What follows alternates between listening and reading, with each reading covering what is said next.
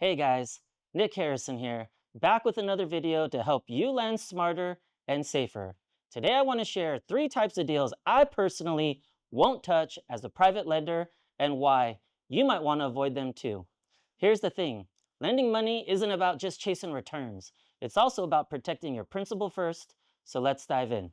Deal type 1, thin equity deals. If there isn't enough equity in the property after my loan is secured, I'm out.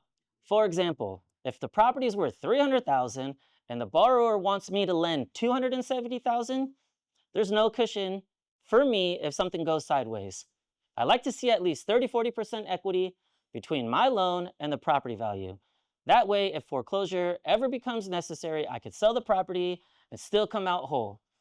90% LTV on the deal is way too thin because if a slight shift in the market causes the property to go under in value, I'm already underwater.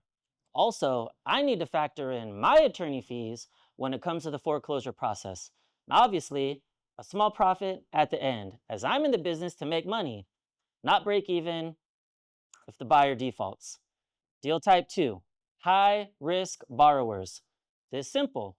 If the operator doesn't have a track record, poor communication, or has a history of failed projects, I ain't lending.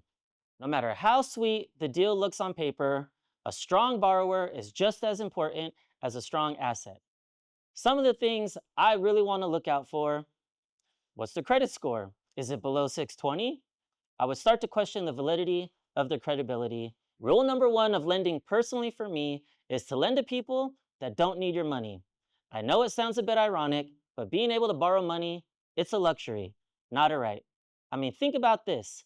The bank would never lend money if your credit score was below average, so why are you any different? Deal type number three, over leveraged markets. Some markets are so overheated that even solid properties feel risky.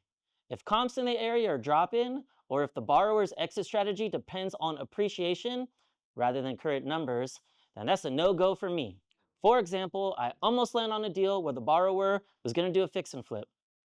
It was only 245,000, but when I went to do my due diligence on what the house could sell for, I saw that the house could only sell for about 320,000, which is exactly what my borrower speculated as well.